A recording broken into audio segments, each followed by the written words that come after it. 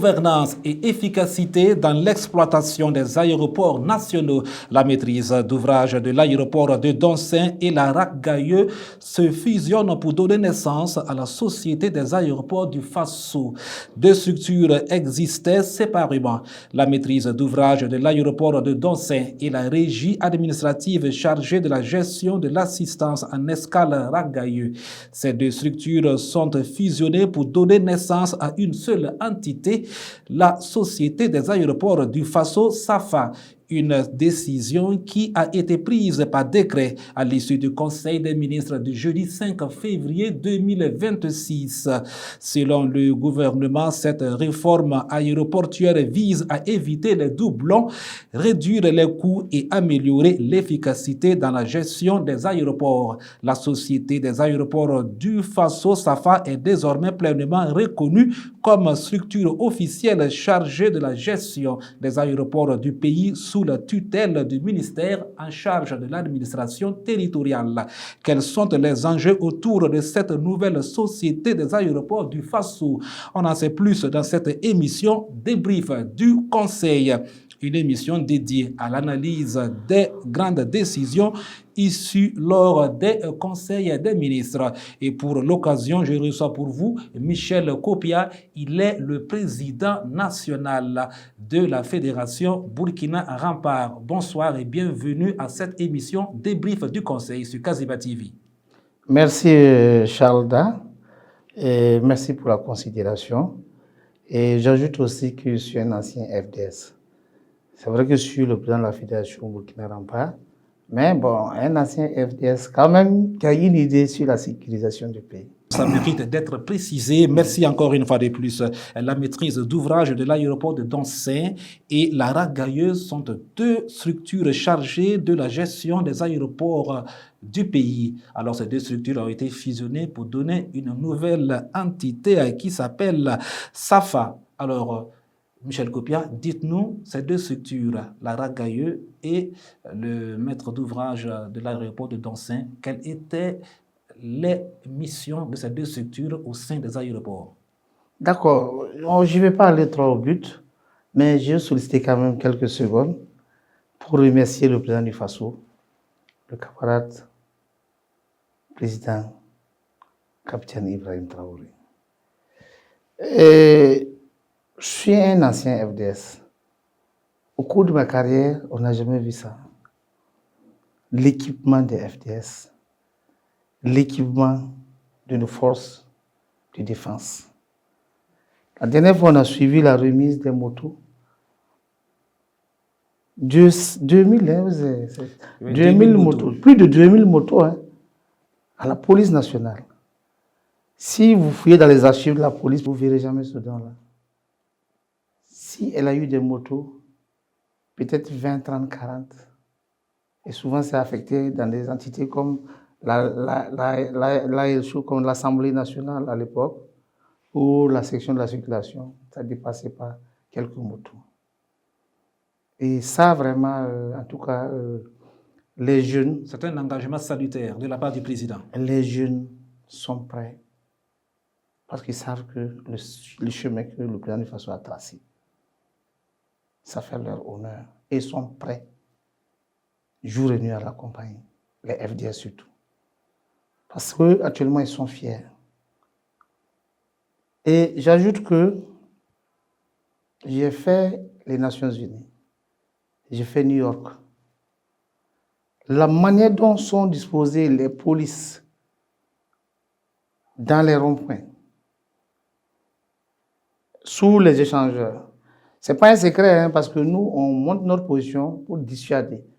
Celui qui va s'aventurer, en tout cas, même s'il y a une situation, par exemple, au niveau de vers la base, non loin de la base, parce qu'il y a un poste de police là-bas, géré par la BAC, tu n'iras pas loin.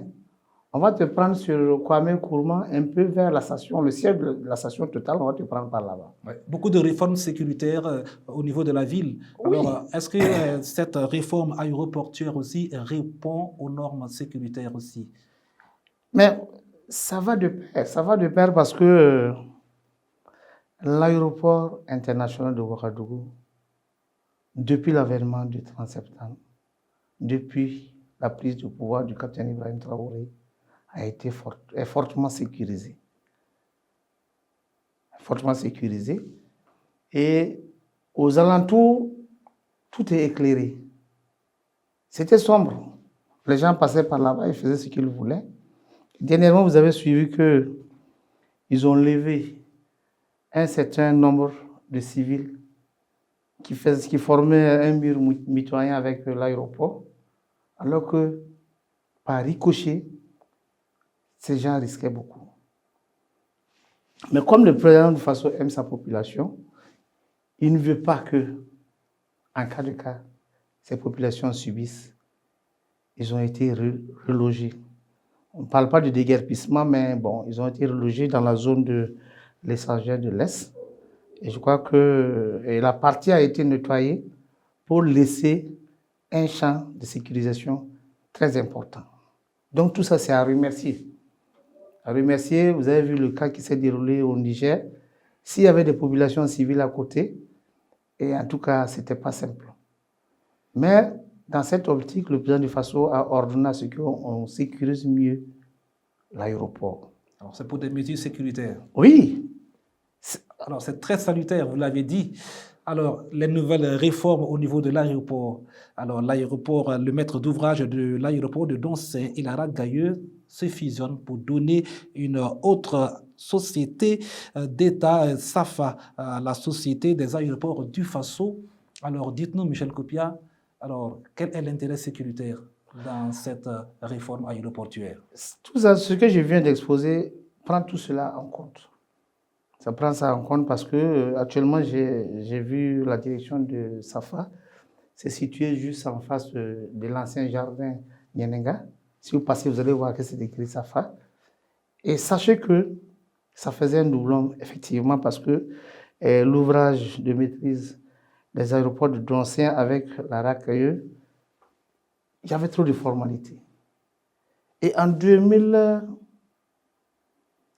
je crois que juste après l'accès au pouvoir de Ibrahim Traoré, il a invité les serviteurs du peuple à éviter les lourdeurs administratives.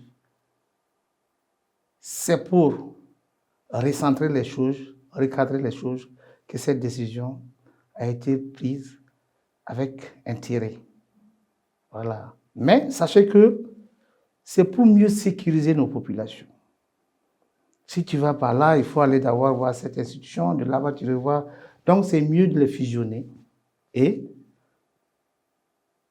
rassembler le nécessaire pour que vraiment les deux entités, c'est-à-dire l'aéroport international de Ouagadougou et celle de Doncin bientôt qui va voir le jour, soient vraiment supervisées par la SAFA, la société aéroportière du Faso. Voilà, c'est mieux comme ça. Donc vraiment, on remercie le gouvernement parce que vous savez que c'est un gouvernement de combat, un gouvernement révolutionnaire. Sinon, ces décisions pour les prendre, ce n'était pas simple. Et pour, en tout cas, dissoudre l'un de ces entités, ce n'était pas facile. Par exemple, la maîtrise d'ouvrage de Doncin, le patron a pris des décisions fortes là-bas pour que l'activité, ça puisse se poursuivre. Parce qu'il y avait des contrats qui ont été traités depuis le temps. Et cela a été révisé pour faciliter vraiment l'avancée des travaux. Et Dieu merci, tout se déroule bien là-bas. Alors, sur le plan stratégique, alors le Burkina Faso est en train d'affirmer sa souveraineté sur le plan national. Alors, est-ce que prendre en gestion ces deux structures-là, alors est-ce que stratégiquement parlant, ce n'est pas pour essayer de voir dans quelle mesure on peut sécuriser l'aéroport, parce qu'on a vu ce qui est arrivé au Niger, comme vous l'avez si bien dit. Alors, sur le plan stratégique, qu'est-ce qu'on peut retenir à travers cette décision? Bon, sachez que ces deux institutions, la maîtrise de l'ouvrage de l'aéroport de Doncin et la RACAE, il y avait quelques éléments qui avaient une main dessus. C'est-à-dire, il y avait des Occidentaux qui ont mis des bâtons dans les roues de l'avancée de ces trucs-là. Les privés étaient à l'interne. Il y avait des privés qui détenaient la majorité Ces des privés partis. n'étaient même pas nationaux. C'est ça. Comme ce n'était pas nationaux, aujourd'hui, nous sommes en train vraiment de nous assumer. Pourquoi faire recours à ces gens qui vont venir avec les informations qu'on a et accéder facilement à un sabotage? Donc vraiment, j'ai dit, cette décision est la bienvenue. Nous les saluons. Ils ont les remerciements des populations burkinabées parce qu'ils n'ont jamais pris de décision en défaveur des populations burkinabées.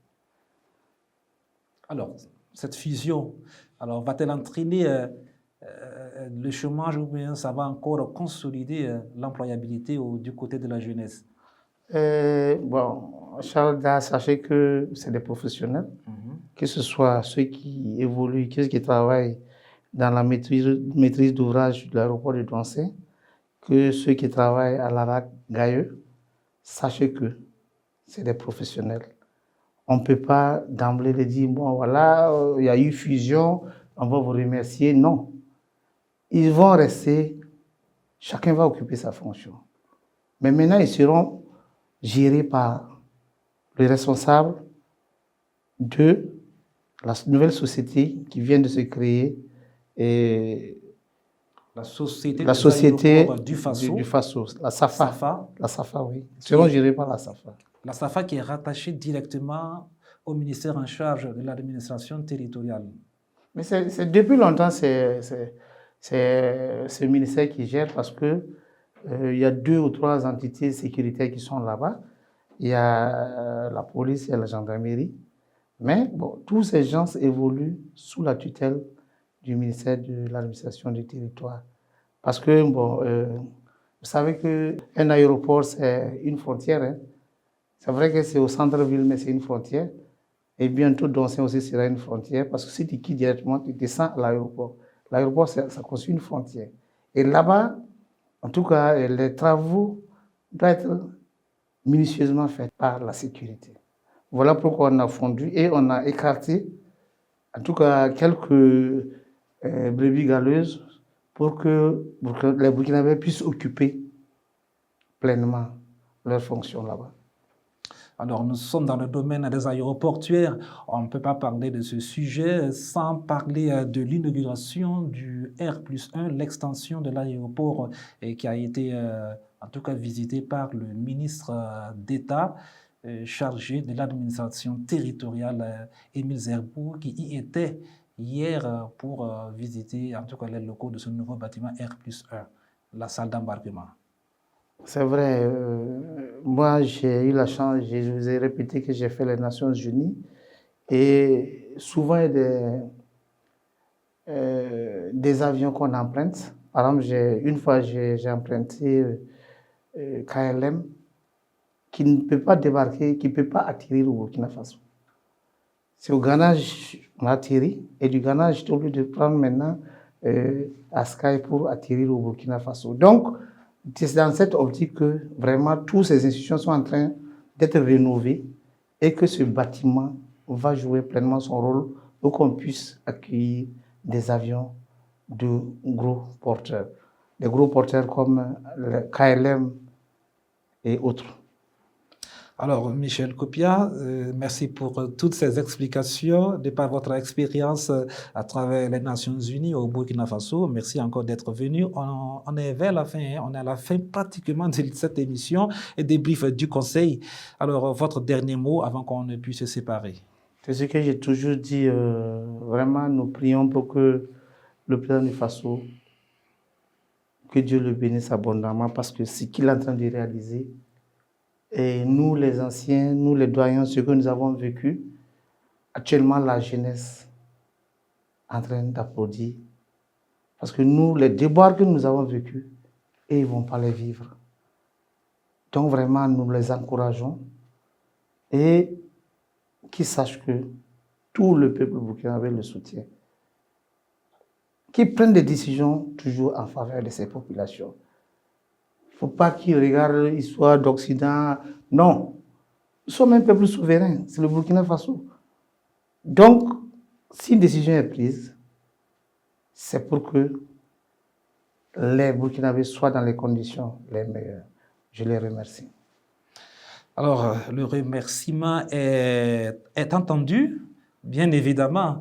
Alors, nous aussi, on vous remercie d'être passé à cette émission débrief du Conseil sur Kaziba TV. Je rappelle que vous êtes le président national de la Fédération Burkina Rempart. Effectivement, je vous remercie bien. Burkina Rempart, le Rempart, c'est un bouclier. Et nous œuvrons jour et nuit pour accompagner la dynamique du plan du Faso, ses compagnons et son gouvernement révolutionnaire. Point final pour cette émission débrief du Conseil. Merci à vous qui l'avez suivi. N'oubliez surtout pas, l'info continue sur www.kazibatv.bf.